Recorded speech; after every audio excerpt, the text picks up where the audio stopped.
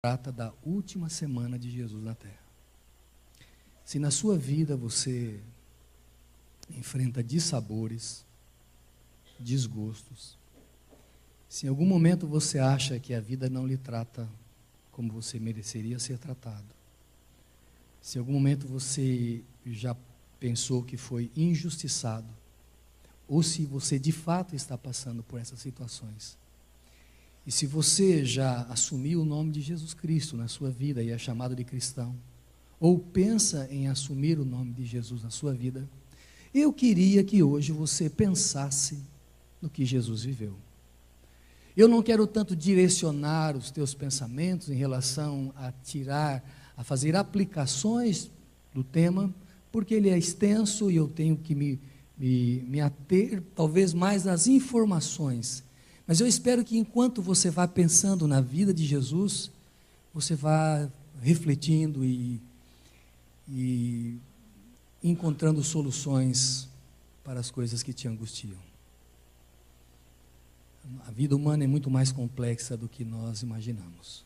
O que vai em nossa alma, às vezes nem as pessoas mais próximas de nós entendem os nossos sofrimentos. E eu gostaria que nesta manhã você visse o que o Criador do universo viveu quando esteve aqui na Terra.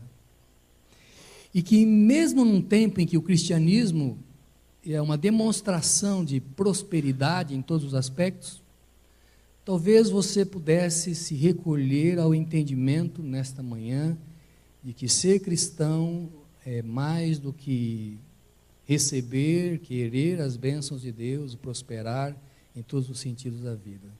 Talvez em algum momento ser cristão seja também renunciar, seja calar, seja aceitar as injustiças desta vida e assim por diante. Aliás, alguns anos atrás eu vi uma frase, eu acho que eu li essa frase assim: no meu caminho encontrei uma cruz, à sua sombra aprendi a amar, sofrer e calar.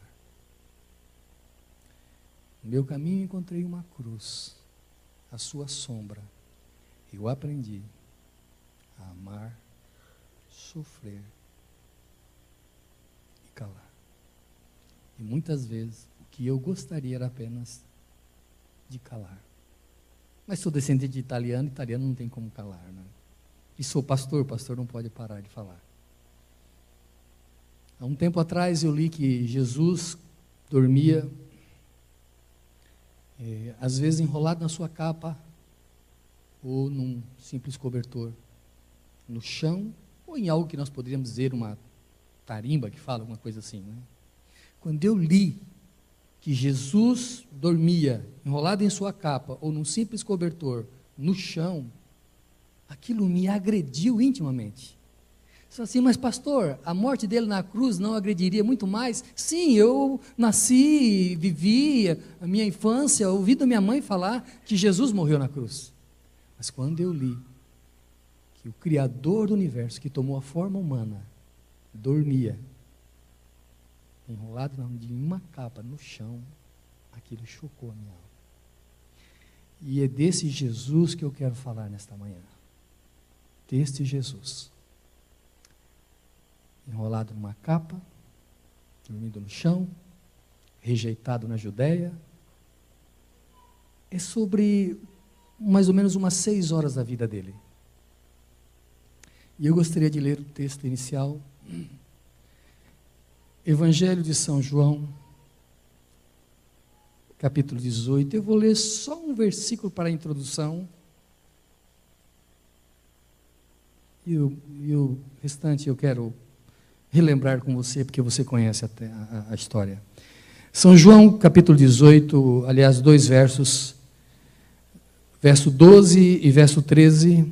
Então a corte e o tribuno e os servos dos judeus prenderam a Jesus e o manietaram, e conduziram-no primeiramente a Anás, por ser sogro de Caifás, que era o sumo sacerdote daquele ano. Nós podemos pensar que, teologicamente, Jesus veio morrer para nos salvar. É correto isto? Mas se nós avaliarmos os fatos, as circunstâncias da morte de Jesus, Dizer que ele morreu apenas é ser muito ingênuo. Jesus enfrentou um assassinato frio e calculado. O motivo pelo qual Jesus foi condenado, Pilatos, pelo menos umas 2 ou 3 vezes declarou. O texto bíblico diz assim: e Pilatos sabia que por inveja o havia entregado. Você já enfrentou inveja na sua vida? Inveja dos outros? Ou teve que administrar a sua inveja? O motivo pontual no contexto em que Jesus foi morto é porque os líderes religiosos do seu tempo tinham inveja da sua autoridade e das suas palavras. Eles queriam matar Jesus. E já há algum tempo procuravam concluir este objetivo. Mas eles tinham alguns temores, aqueles líderes religiosos. Eles temiam, por exemplo, que ao fazerem um julgamento de Jesus, Jesus pudesse levantar algum tema em que fariseus e saduceus, que eram maioria no sinédrio, tinham o dedo em riste e não eram compatíveis no pensamento. Por exemplo, os saduceus não acreditavam em anjos, em juízo final e em ressurreição. Então, se Jesus, na hora que fosse julgado para ser condenado à morte, levantasse um tema como este. Eles temiam, por exemplo, que Caifás, que era um sumo sacerdote ainda incipiente, jovem, não pudesse levar a termo todo o processo de julgamento. Eles temiam que o povo, que cada vez mais admirava Jesus, pudesse levantar-se em defesa daquele homem. Eles temiam que Jesus, em algum momento, pudesse acusá-los dos seus pecados, que encobertos estavam até aquele momento. Eram muitos os temores deles. Aliás, eu digo para você, que quando alguém quer fazer algo errado, normalmente tem que recear que as coisas podem, enfim, não dar certo. É como um crime que parece quase perfeito, e sempre, de alguma forma, ele acaba sendo descoberto. Aqueles homens, então, decidiram levar Jesus para ser inicialmente avaliado por Anás, que era o sogro de Caifás. Anás havia sido sumo sacerdote na juventude de Jesus, na infância de Jesus. Vocês sabem que naquele tempo, no tempo de Jesus, o sacerdócio, ele não estava seguindo basicamente a linhagem de Arão, mas o sacerdócio era basicamente uma indicação política dos romanos. Então, a família de Anás, durante quase 50 anos, exerceu o sacerdócio. Então, nesta ocasião, era Caifás, mas eles temiam, então, que Caifás não pudesse levar a bom termo o julgamento de Jesus, então levaram Jesus para ser primeiro interrogado por Anás. Aliás, Jesus enfrentou 7 fases de julgamento. 4 fases diante dos judeus e 3 fases diante dos romanos. Os evangelhos falam do julgamento de Jesus diante de Anás, o sinédrio, o primeiro momento, e o sinédrio na segunda reunião. Ellen White fala que há uma segunda entrevista de Jesus depois da conversa com Anás. Pouco antes do sinédrio se reunir, Anás e Caifás novamente tentam induzir Jesus a admitir que era um homem que praticava insurreição e tal. 4 fases diante dos judeus, 3 fases diante dos romanos. Mas havia uma série de dificuldades aí. Por exemplo, os motivos pelos quais uma pessoa poderia ser condenada à pena capital pelos judeus não era o mesmo motivo pelo qual uma pessoa poderia ser condenada à pena capital pelos romanos. No tempo de Jesus, basicamente, uma pessoa era condenada à morte se ela blasfemasse o nome de Deus ou se ela profanasse o templo. Vocês sabem que os judeus eles eram submissos aos romanos daquele tempo. E eles não tinham autonomia para condenar e executar alguma sentença, especialmente capital. Então eles precisavam condenar Jesus diante dos judeus, no tribunal judeus, podemos dizer assim, no sinédrio, e precisavam condenar Jesus nos tribunais romanos. Só que as leis judias eram umas para condenação capital, e as leis romanas, elas versavam sobre outros aspectos. Então eles tinham que condenar Jesus diante dos judeus, ou por blasfêmia, ou por profanar o templo. Já diante dos romanos, alguém seria condenado naquele tempo por dizer-se imperador no lugar de César, por badernar o Império Romano ou por levar o povo a não pagar impostos. Vejam que os motivos não eram os mesmos. Aliás, a própria condenação era diferente, a execução da pena. Os judeus normalmente aplicavam a pena de forca ou apedrejamento. E os romanos aplicavam a pena de crucifixão. Então Jesus foi levado perante Anás, por volta de meia-noite, segundo alguns estudiosos. E começaram então a induzir Jesus a admitir que ele estava provocando alguma insurreição. E Jesus falou assim, mas olha, tudo que eu ensinei foi sempre abertamente. Perguntem às pessoas que me ouviram. E quando Jesus estava sendo interrogado, Jesus podia ter dito assim, olha, vocês sim é que estão no lusco-fusco tramando a minha morte. Mas o que eu fiz, o que eu falei, o que eu ensinei, foi abertamente. E aí, como resposta, ele recebeu uma bofetada. Bem, Jesus dali foi levado então para a reunião do Sinédrio, que seria o Supremo Tribunal Federal lá dos judeus. Como dissemos, Ellen White comenta que houve ainda antes da reunião do Sinédrio mais uma entrevista de Jesus com Anás e Caifás. Mas o Sinédrio se reuniu para avaliar a conduta de Jesus, a pessoa de Jesus. Veja uma coisa, o Sinédrio se reuniu à noite. Uma pena capital não podia ser decretada à noite. O Sinédrio se reuniu praticamente 2 vezes em questão de 2 ou 3 horas. Naquele tempo, quando alguém fosse condenado à pena capital, deveria haver o primeiro julgamento e a ratificação desse julgamento 24 horas depois.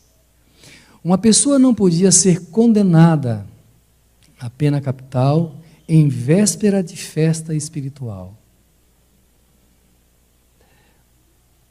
O juiz não podia ser imparcial. Se testemunhas entrassem em contradição, elas deveriam ser descartadas. Ninguém poderia ser condenado pelo seu próprio testemunho. Os juízes não podiam ser escolhidos a dedo. Sabem que naquela reunião do Sinédrio, José de Arimateia e Nicodemos, que se simpatizavam por Jesus, não foram convidados a estar presentes. Injustiças e mais injustiças. Mentiras, sentimentos ruins, típico da natureza humana não renascida. Movidos pela inveja, pelo ódio, talvez pela ganância em algum momento. A realidade do ser humano. Eu estou me lembrando de algo que eu vi numa rede social, talvez não deveria falar para vocês, mas eu vi essa semana pessoas numa jaula e os animais em volta olhando. E alguém colocou um comentário, uma coisa infeliz até, né? Dizendo, olha, ali estão na jaula os que mais matam neste mundo, os que mais destroem o mundo. E os que estão de fora estão observando, sabe? Invertendo os papéis. Nós não nascemos bons, não nascemos justos, não nascemos corretos. Poderíamos tratar aqui com vocês sobre a justificação pela fé e falar de como nós nascemos com uma natureza pecaminosa. Na expressão do apóstolo Paulo, nascemos inimigos de Deus. Pecadores. A essência do pecado é o egoísmo. E muitas vezes quando a pessoa vê a sua posição ameaçada, a sua riqueza, a pessoa tende a reagir agredindo, ofendendo. As pessoas pensavam que Jesus vinha para tomar o lugar delas. Por isso a Bíblia diz, veio para o que era seus e os seus não reconheceram. Jesus não estava se rivalizando com nenhum sacerdote. Era incomparável, não dá para colocar aqui um parâmetro de comparação entre Jesus e aqueles homens. Aqueles que deveriam recebê-lo com alegria. Por isso, quando Jesus estava diante de Pilatos, ele falou assim, olha, aquele que me enviou a você, maior pecado tem. Você é ignorante das leis, da mensagem do Evangelho, da salvação, do sistema de sacrifícios, das boas novas, você é ignorante disso. Mas quem me mandou a você? Esse é consciente do que está fazendo. Bem, o Sinédrio se reuniu. Imagine você, o sumo sacerdote na sua cátedra, à direita, à esquerda, fariseus, saduceus e outros partidos, talvez mais políticos do que religiosos, representados ali, os soldados romanos para, de alguma maneira, proteger, alguns curiosos, vendo à distância, 2 discípulos pelo menos, João, Pedro, e o réu assentado ali, atirado ao chão, e o julgamento começa. Entram as testemunhas para falarem contra Jesus. O tempo avança, o julgamento não prospera. Eu posso imaginar aquele tempo aquela tensão no ar, e vem 2 testemunhas e diz: olha, Jesus falou que ele vai derribar o templo, e em 3 dias ele reedifica, e colocaram palavras nos lábios de Jesus. Quando as pessoas não nos querem bem, elas torcem tudo o que nós falamos. Nossas melhores intenções são jogadas no lixo. É pintado da pior maneira tudo o que nós falamos. Até o cumprimento, o sorriso, o elogio, tudo é pintado de forma negativa. Aliás, há uma frase que diz assim: quando você estiver sozinho, cuide dos seus pensamentos; quando você estiver em casa, cuide do seu gênio; e quando você estiver em público, cuide com as suas palavras. Eu ouvi uma frase interessante que alguém disse para mim assim: quando a gente fala algo, a gente é refém do que falou. Então, as testemunhas vieram e torceram as palavras de Jesus, porque Jesus, na verdade, estava falando da sua ressurreição após 3 dias, mas aí relacionaram com o edifício que tinha sido, já há uns 40 anos, estava sendo remodelado. Depois de Jesus, ainda foi lá pelo ano 66, mais ou menos, que o templo foi finalmente concluído, para 4 anos depois, na década de 70, então, 4 anos depois, mais ou menos, dele ter sido concluído, ele foi derrubado pelos romanos, né? Então, em determinado momento, o sumo sacerdote Caifás, talvez desequilibrado, até possuído, se levanta e fala para Jesus: diga na verdade se você é o Messias, se você é enviado ou não, admita isto. Até então Jesus estava calado, mas nesse momento Jesus fala assim: olha, diante de uma conjuração, ele que havia ensinado, se alguém o negar diante dos homens, ele o negaria diante de Deus. Ele não podia negar a sua própria missão. Ele falou: você está falando e é assim mesmo. E em breve vocês verão o Filho do Homem assentado à direita do trono de Deus. Quando Jesus falou isto, então o sumo sacerdote e os demais falaram: blasfemou, para que precisamos de testemunhas mais contra esse homem? Ele mesmo está admitindo que é o Filho de Deus. Mas até para ser condenado por blasfêmia, Jesus deveria de alguma maneira pronunciar o tetragramaton, o IHVH, talvez na expressão Adonai, alguma coisa assim. Jesus não expressou as 4 consoantes da língua hebraica, do nome dado para Deus. E então o sacerdote rasgou as suas vestes, e no livro lá de Moisés, lá no Pentateuco, diz que em ocasião nenhuma o sacerdote deveria rasgar as suas vestes. Ele sim estava blasfemando o nome de Deus e profanando a sua função sagrada no exercício religioso, na sua liderança religiosa. Então Jesus, eles falam que então ele é réu de morte, condenação e tal. Muito bem, fizeram aquele primeiro julgamento, mas como precisava haver um segundo julgamento, eles reuniram novamente o Sinédrio. E então novamente foi feita a pergunta para Jesus. E ele disse: olha, se eu falar alguma coisa não vai mudar nada, se eu deixar de falar também não vai mudar. Sabe, pessoas, irmãos, quando as pessoas já têm uma decisão a nosso respeito, quando já formataram uma ideia, quando já formalizaram uma intenção maligna contra a gente, por mais que a gente tente se defender, falar, às vezes isso se torna motivo de chacota, de piada, porque já está decidido o que querem fazer com a gente. Na história do cristianismo foi assim: quantos mártires, quanto sangue derramado, quantas pessoas julgadas e condenadas injustamente. Você pode começar pelos apóstolos. Eu me lembro de ter lido algo da Idade Escura, em que as pessoas eram julgadas em um tribunal de exceção, e pessoas que assistiam e viam cristãos sendo condenados pela sua fé, alguns que nunca sequer tinham ouvido falar nada de cristianismo, levantavam-se só por ver o testemunho daqueles cristãos, e diziam assim: olha, eu também sou cristão. E ele fala: você sabe o que você está dizendo? Eu falei: sim, eu estou dizendo que eu também sou cristão, eu também quero ser julgado, e era condenado à morte. Como entender e aceitar o que é a natureza humana? Por trás de, às vezes, um sorriso singelo há tanta maldade. Por trás de um beijo há uma traição.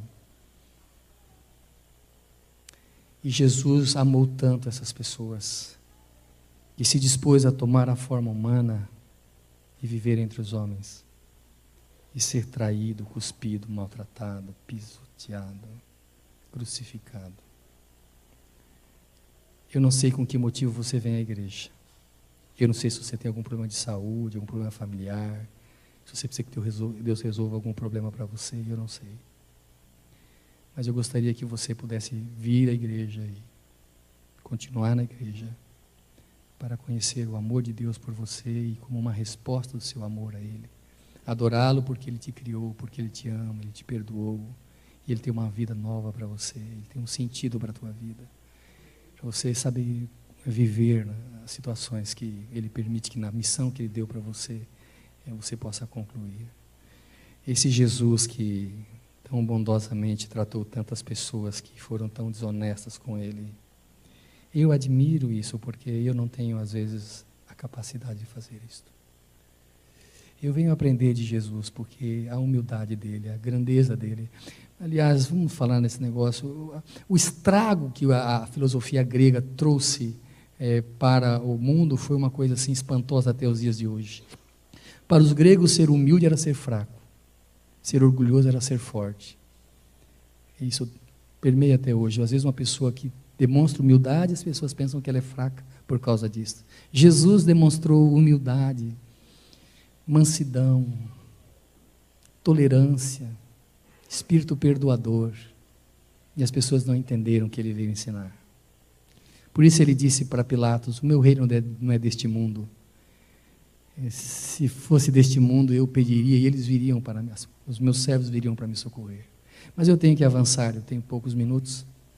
Depois de Jesus condenado pelos judeus, então, na segunda fase da reunião do Sinédrio, ele foi levado perante Pilatos. Vocês sabem que Pilatos governava a Judéia e a Galileia. A Judéia e a Samaria. E Herodes governava a Galileia e a Pérea. Era a época da Páscoa, então, e Herodes também estava ali em Jerusalém. Era um momento especial, de festividade, de alegria, muita gente e tal. Levaram inicialmente para Pilatos, o governador da Judéia. Pilatos olhava para o rosto de Jesus, seu porte nobre, divino, e dizia para as pessoas: eu não vejo nesse homem crime algum. Há algum tempo ele queria conhecer, ele queria ver Jesus. E começaram então, trouxeram logo as 3 acusações romanas perante Pilatos. Falaram assim: olha, ele faz não pagar impostos a César, ele se diz o rei, e ele está trazendo tumulto para o império. Tem que ser condenado à morte. Desde a Galileia esse homem vem trazendo problemas. Quando Pilatos ouviu que Jesus vinha da Galileia, ele teve uma intenção, falou: eu vou escapar dessa condenação. Esse homem não merece isso.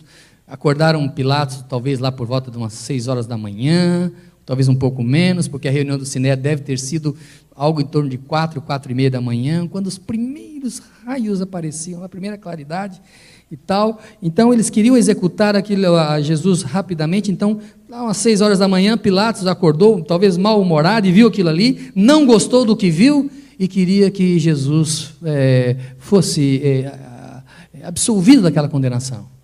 Então Pilatos faz uma manobra política, talvez, ou jurídica, não sei. E ele fala: ele é da Galileia? Sim, esse homem é da Galileia. Fala: aqui está Herodes está aqui em Jerusalém, leve para que Herodes julgue. E levaram então Jesus para a avaliação diante de Herodes. Em todo esse processo de julgamento, o que você vê basicamente é Jesus calado.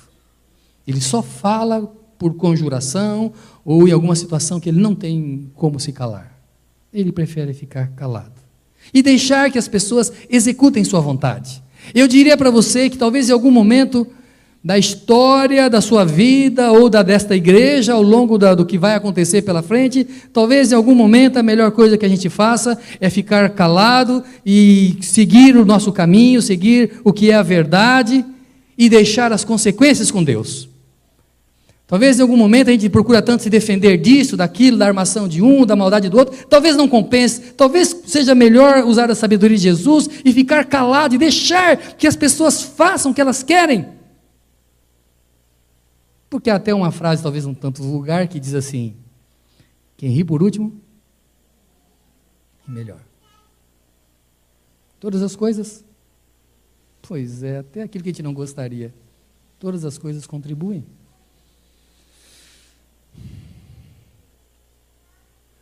Jesus foi levado perante Herodes. Herodes pensou que era João Batista ressuscitado, isso, aquilo, e ele ficou empolgado ali, e de certa maneira lisonjeado, porque Pilatos havia mandado aquele réu à sua presença. E ele então fala para Jesus: olha, vamos fazer o seguinte, se você fizer algum sinal aqui, eu vou libertar você. Então trouxeram à presença de Jesus pessoas gravemente enfermas, paralíticos, e o sinal era assim: cure alguém na minha presença. Se você fizer alguns dos seus milagres na minha presença, eu liberto você. E Jesus, que o livro Caminho para Cristo de Ellen White diz assim, que às vezes passava pelas aldeias, e havia aldeias por onde Jesus passava, que não ficava nenhuma pessoa enferma. Jesus curava todos, embora Jesus não veio a este mundo para curar as pessoas das suas enfermidades físicas, embora muitas vezes ele curou, embora o Evangelho também cure de enfermidades emocionais, mas Jesus veio para trazer a cura espiritual, resgatar o homem para Deus. E quando ele efetuava curas aqui na terra, ele estava dizendo assim: olha, no reino que eu estou estabelecendo, não haverá nenhuma pessoa enferma. Logo, logo, ninguém vai experimentar o pranto, a morte, a dor, porque as primeiras coisas serão passadas.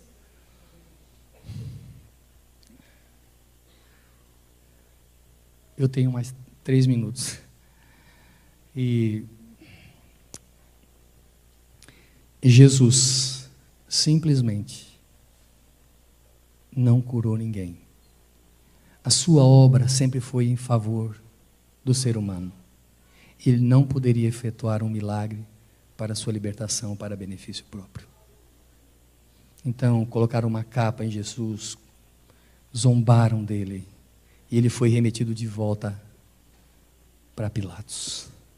Pilatos, quando o viu, ficou assustado novamente e tentou fazer algumas manobras para evitar que ele se envolvesse com aquilo ali. Mandou açoitar Jesus. A mulher de Pilatos mandou uma mensagem para ele dizendo assim: Pilatos, não se envolva com este justo. Eu sofri muito esta noite por causa deste homem. Na verdade, a mulher de Pilatos foi visitada por um anjo que mostrou a glória do reino de Jesus, quem era ele, e que Pilatos ia arrumar um grande problema para a sua vida. Mas ele era pressionado, a liderança judaica insistia com ele: você tem que condenar este homem, você sabe que este homem aí está tentando tomar o lugar de César, e você sabe que se você não tomar uma decisão contra este homem, você não é amigo de César, você sabe que nós vamos levar essa informação até César, e você vai perder o seu trono, você tem que condenar esse homem. Pilatos dizia: condena vocês têm leis para condená-lo, porque tem que trazer para mim? Falou: não, você que tem que condenar, Pilatos.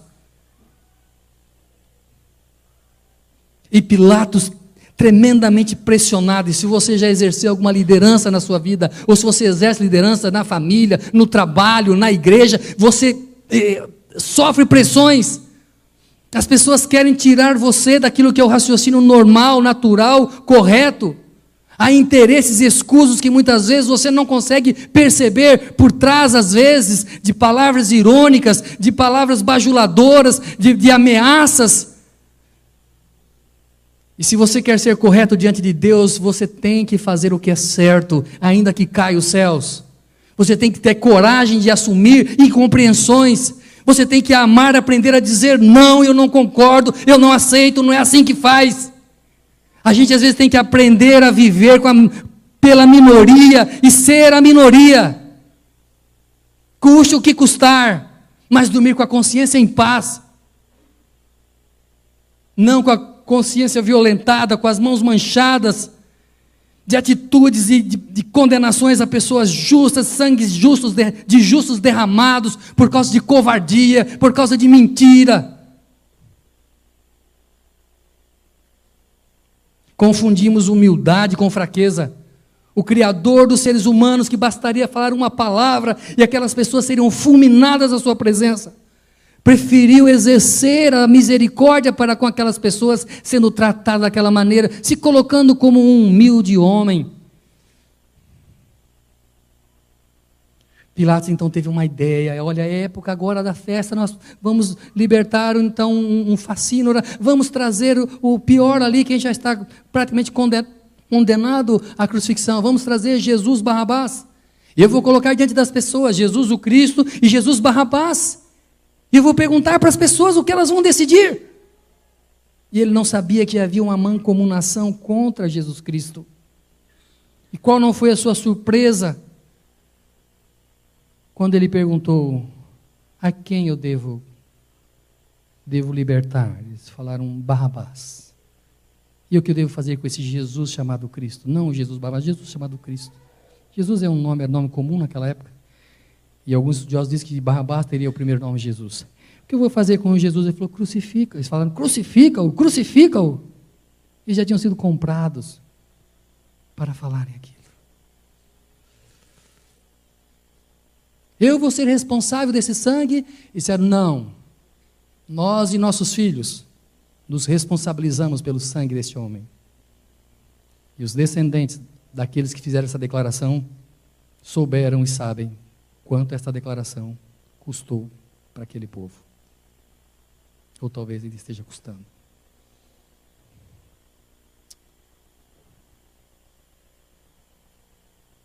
Pilatos então falou: olha, eu não tenho mais o que fazer.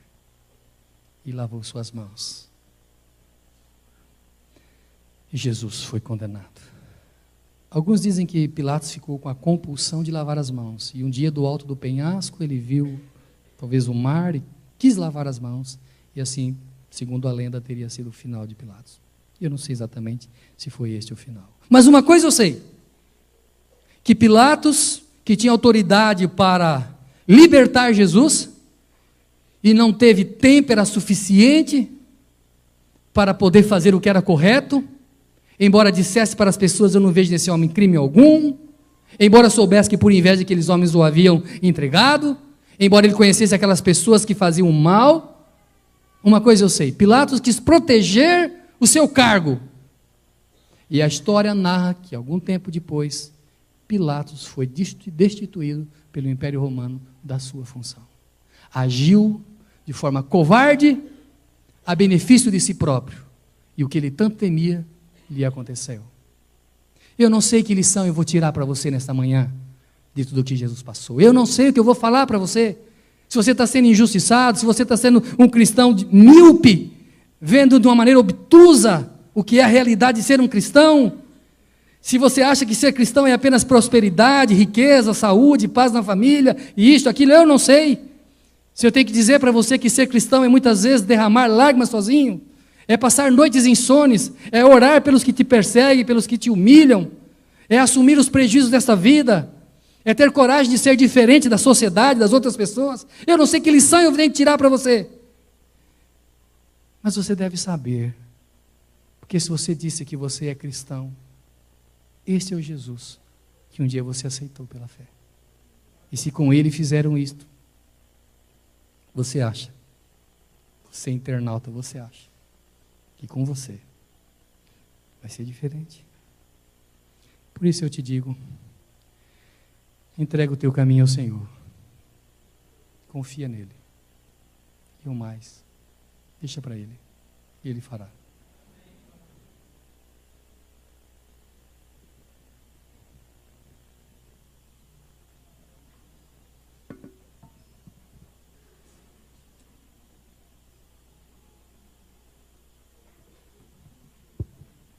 Bem junto a Cristo é o hino que nós iremos cantar para